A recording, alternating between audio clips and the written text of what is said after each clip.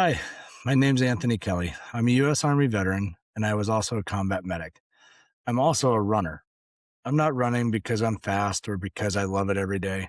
I'm running because some of the people I love didn't get the chance to keep going. One More Mile Life After Uniform isn't really about running, though. It's about what it means to keep moving forward when things hurt, physically, mentally, and emotionally, and nobody can see it. I started this podcast for veterans who feel like they are carrying more than that they let on, for the ones who are struggling in silence, for the ones who feel like they are supposed to be strong enough to handle it on their own. I lost a man I considered a brother to suicide. And like a lot of us, I spent years asking myself what I missed, what I could have said, what I could have done differently. This podcast is my way of making sure those conversations don't stay unspoken anymore. On One More Mile Life After Uniform, you're going to hear real stories from veterans. No rank, no ego, no judgment. Just honest conversations about what service takes from us and what it takes to stay here after the uniform comes off. Some episodes will be heavy, some will be hopeful, all of them will be real. If you are listening to this and today feels like too much, I want you to hear this clearly. You're not weak for struggling. You're not alone in it. Sometimes the goal isn't to fix everything. Sometimes the goal is just one more mile. Thanks for being here. Now let's get into it.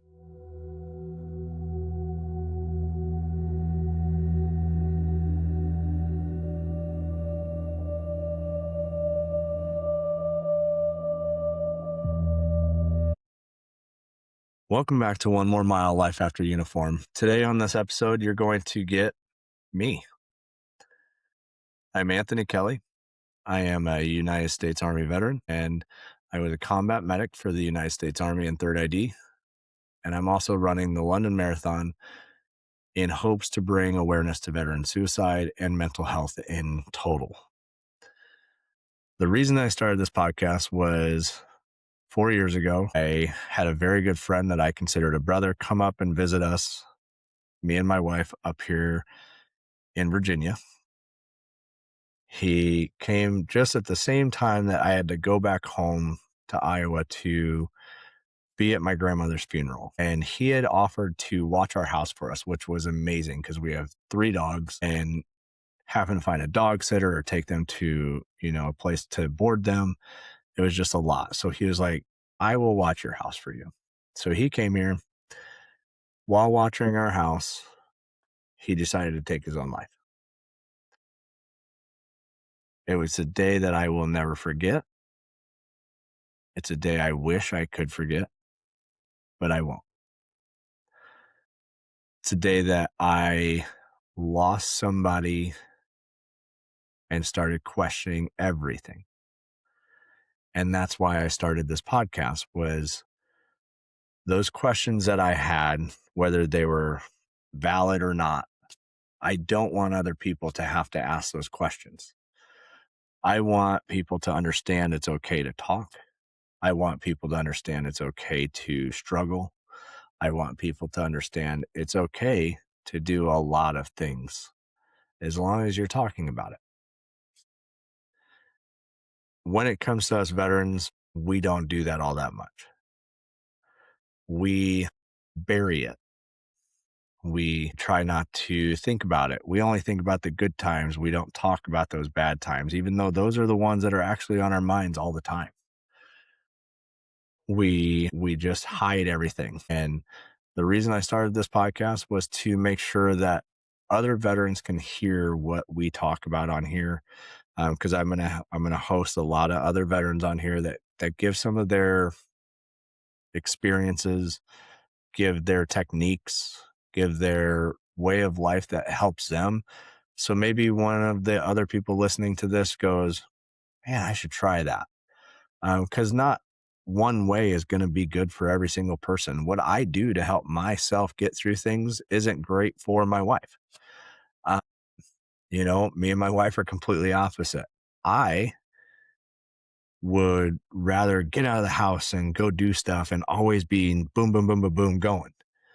She likes to play games on her computer or knit or watch a show or, kind of do those kind of things. So not Not one single thing is going to be good for every single veteran.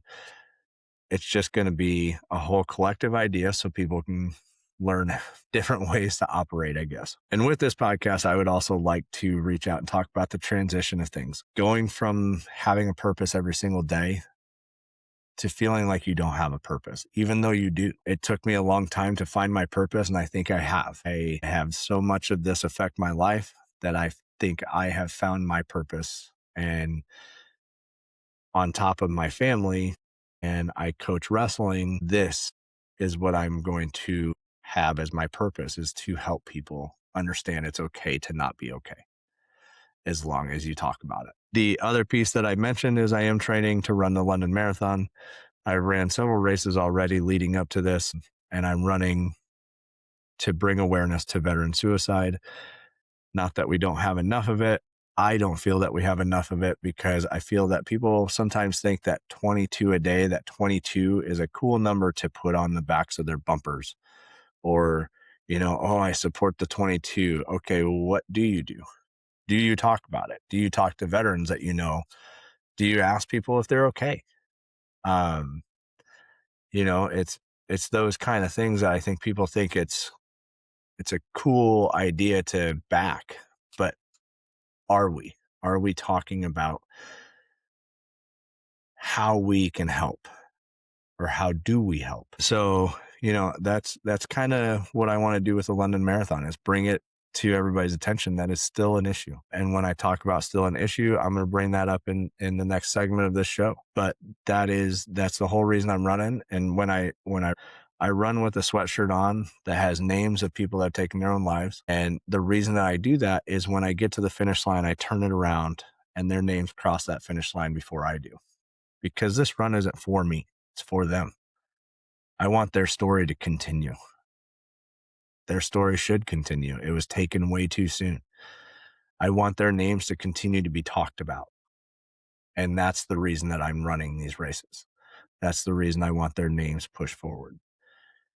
On the names, if you're listening to this and you have somebody's name that you want to add to that, I will, at the very end, I will put a website or an email that you guys can send the rank and the name, and I will add that to my shirt, and I will run with their name on as well. I do not need to know them.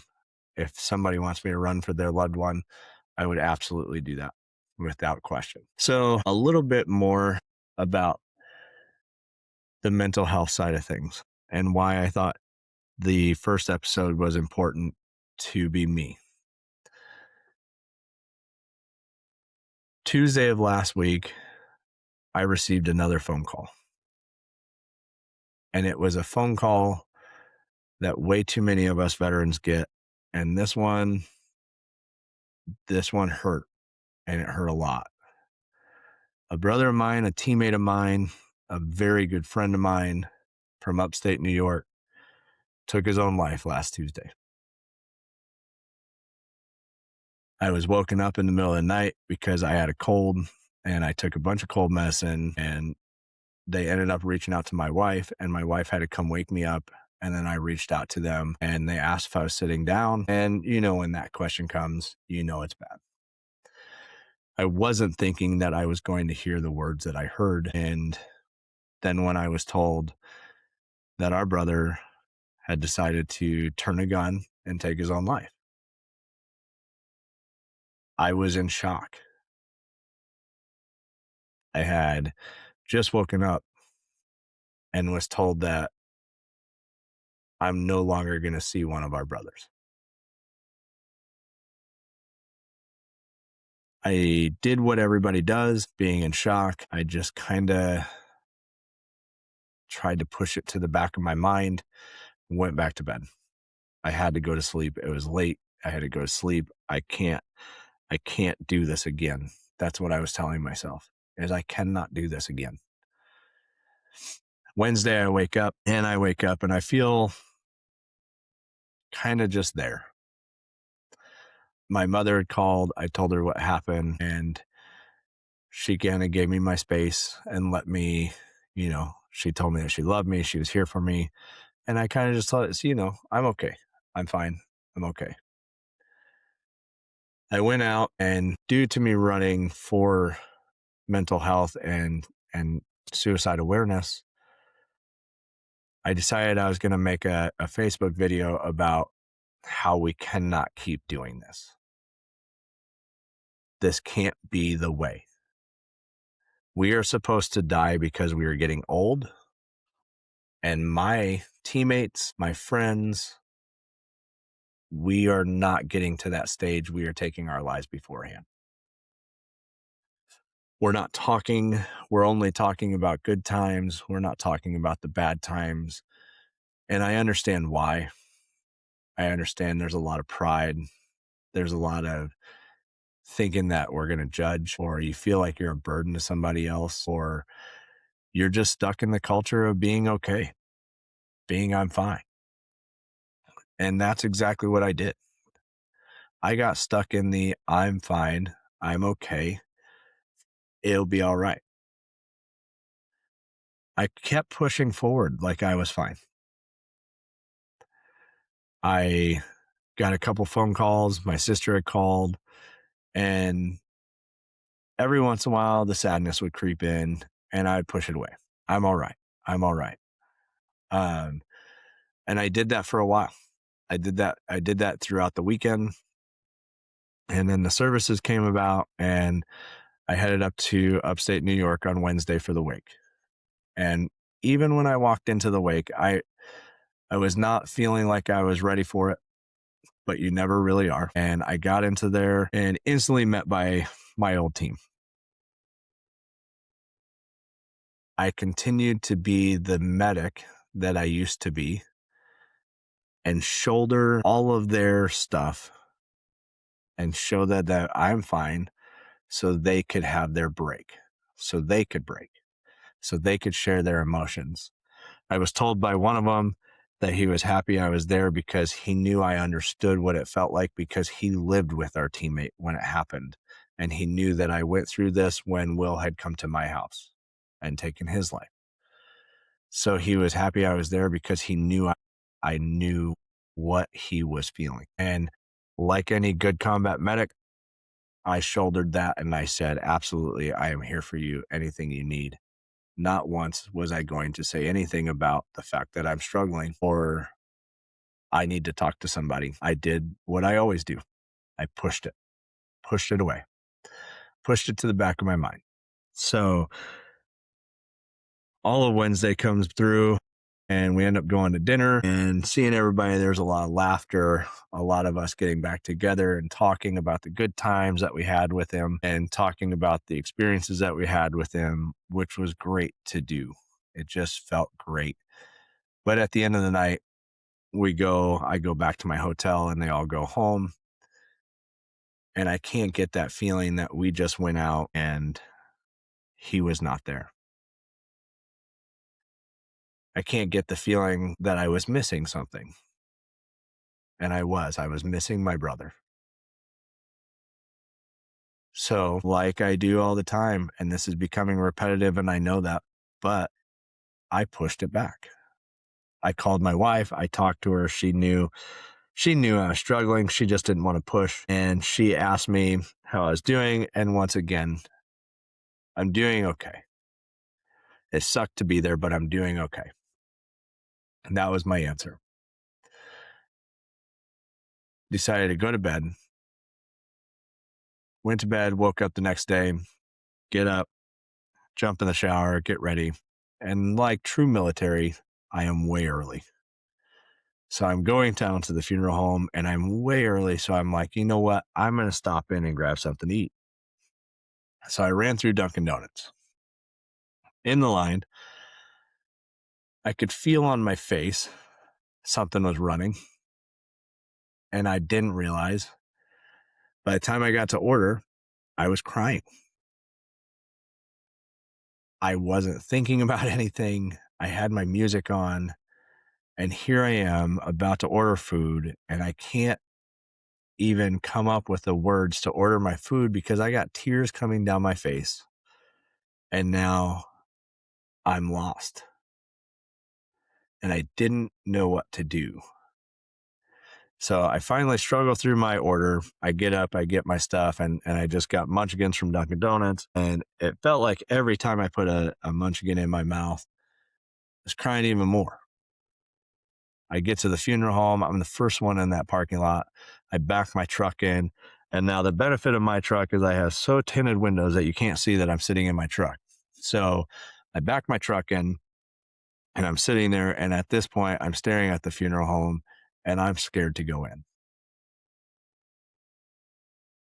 because I'm broken and I've yet to admit it. One by one, my old teammates, my family, they all start showing up and backing their truck in next to mine. And down the row. It was pretty funny because here we are, all of our trucks just lined right up like an old family, like a teammate, one by one, boom, boom, boom. Benefit of my truck once again, you can't see me in my truck.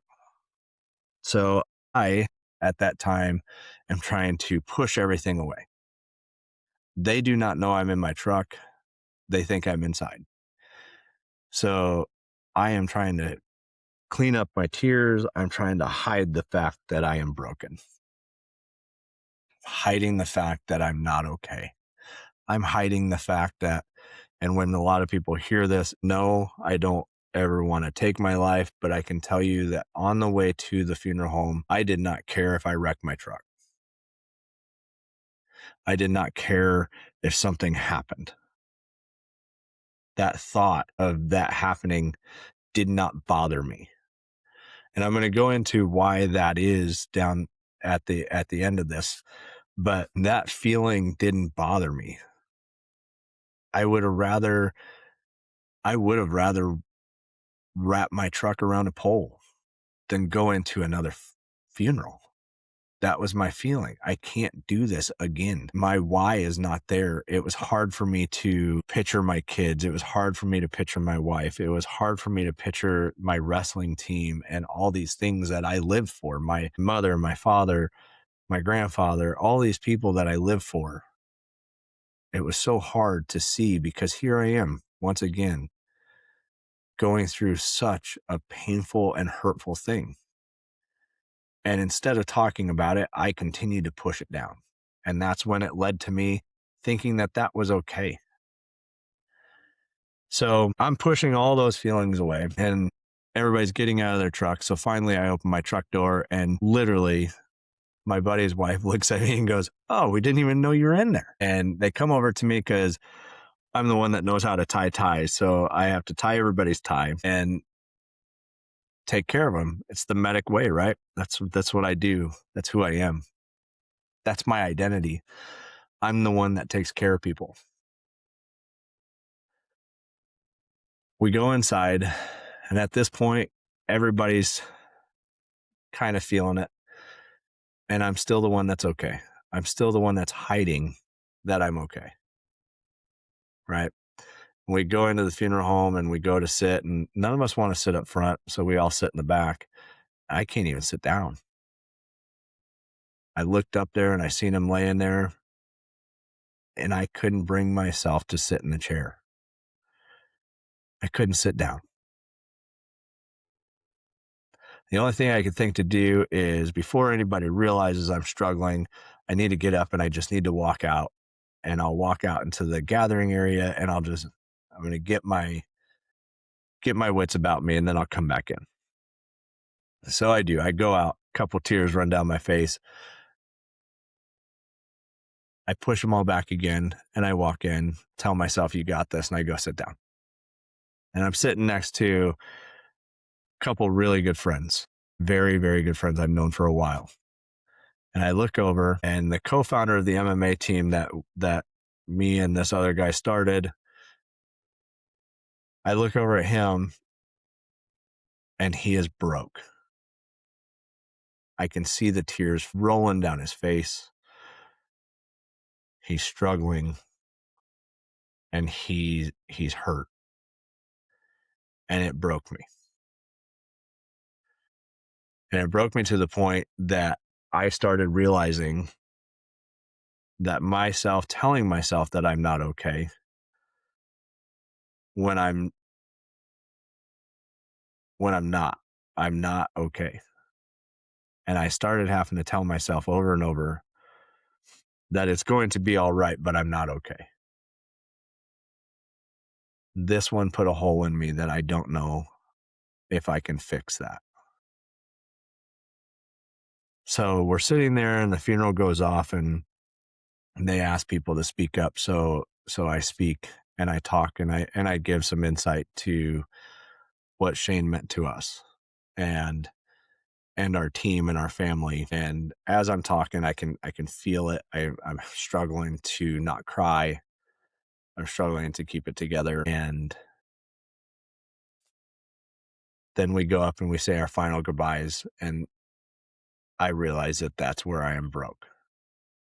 I couldn't walk forward to give my final goodbye almost. It was where I realized that I'm not okay. I had friends standing there that knew I was not okay, and they had my back as soon as I turned to them and I said, I'm not okay. And I walked up with them and I said my final goodbye. And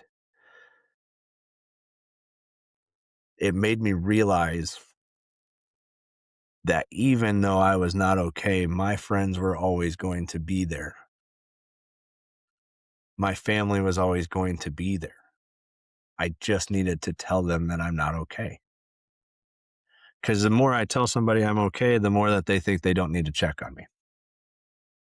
But as soon as I said I'm not okay, my truck was not empty when I went to the cemetery. I had someone riding with me and talking to me and trying to get me to laugh and just talking about the old times and putting it back. And when we left the cemetery to go to the lunch, once again, my truck was not empty. My family was with me. They were there because they knew I was struggling. They knew I was hurt. On my way home from the funeral, I came home on Friday and my phone had so many text messages from family members and friends and everybody that knew that I was not okay because I did tell people that I was not okay. And they were checking on me to make sure to tell me it's okay to not be okay, but we are here for you when you're ready for us to talk or for someone to just listen to me talk about Shane. My wife knew the feelings that I had of feeling guilty about not wanting to be here, but then at the same time being here and feeling that guilt and then feeling the loss of having someone die. And she just listened. There was no judgment. There was no nothing. She just listened. And what it did is it taught me that everything I'm trying to fix, everything I'm trying to bring awareness to, I do myself. I became part of that I'm fine culture. I became part of the I didn't want to burden you piece. And that's why I made this podcast, is because I want people to know that you're not alone. You're not alone when it comes to that.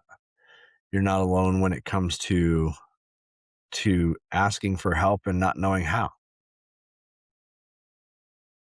No, I don't ever want to end up in a therapy chair. I don't ever want to end up in a hospital, but I do need to be able to talk.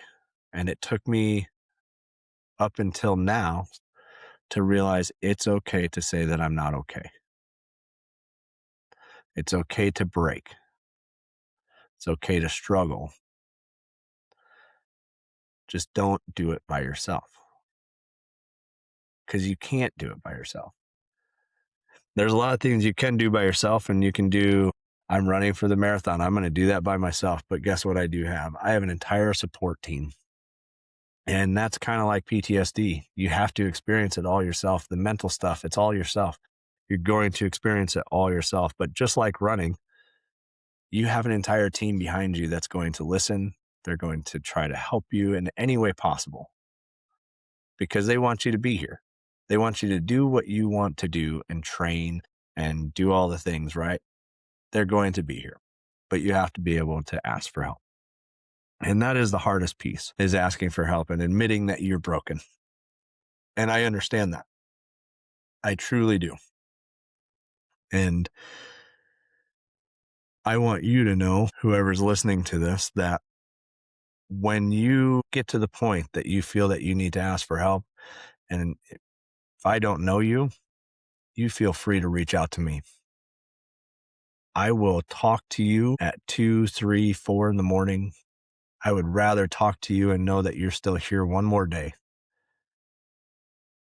rather than hear that you've taken your own life and no one was talked to. I would rather it was said to me at the funeral, because when I finally admitted that I wasn't okay, one of my friends said, I would rather be picking daisies than you pushing up daisies. And that hit hard. And I want veterans to know that it's okay to do that. It's okay to bother us. That's what we're here for. You would have no problem in the military bothering one or the other person when we were in. We used to duct tape people to stretchers just to make fun of them. So we have no issues giving people a hard time. We can still reach out to each other, and it's okay to not be okay. So after all of that, after everything that went by, and I learned that talking about not being okay doesn't make me weak, it actually made me stronger. It made me stronger to be able to talk. It made me stronger as a person. It made me want to do everything I possibly can to stay here. And that is my story. That is my story of what just recently happened. And I'm hoping that someone can resonate with it. I hope that people understand what this podcast is going to be about, because you're going to hear other stories from people and they're going to be a little bit more than mine. Mine's just about this event that just happened. But you're going to hear stories from people on how they had to go through family life, how they had their struggles in the military, and how they overcame them. Some people didn't overcome them and they struggled longer.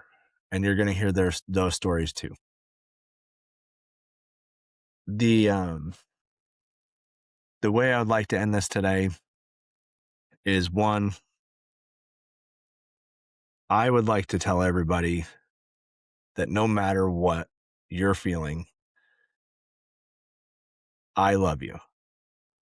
There is a reason for you to be here, because I need you to be here. I need you to be here because we cannot struggle in silence anymore. I need you to be here because we cannot continue to lose each other. We cannot continue to get those late night calls. We cannot continue to show up at wakes and funerals. We just can't do that.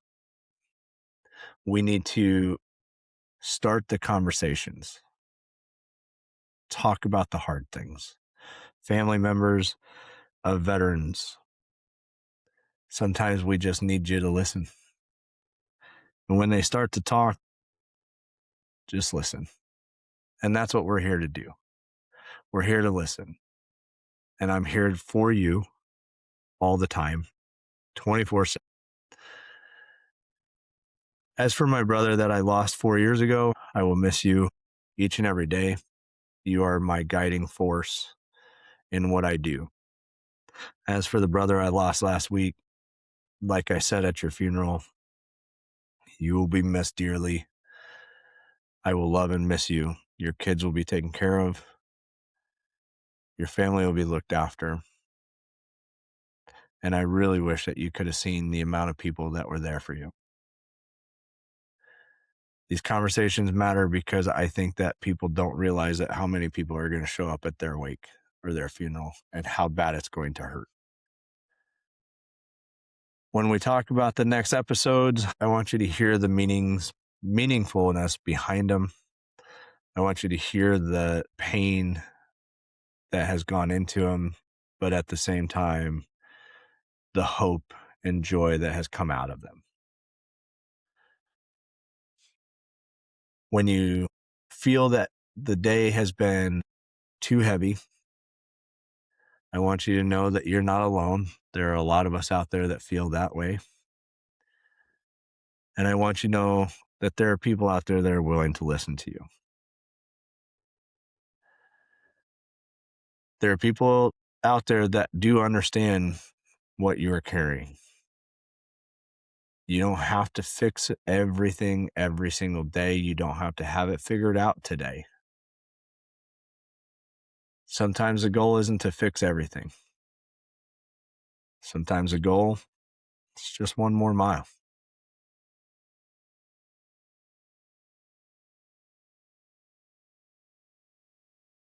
I want you to join us next week. Next week, we're going to have on a very good friend of mine, Michael Dorton, and we're going to talk about his struggles in the service and outside of the service and some of the things that he does and doesn't do. So please join us next week for that. It's going to be a great episode to listen to. He's going to give a whole new perspective on things. You are going to get another combat medic, so be ready for that.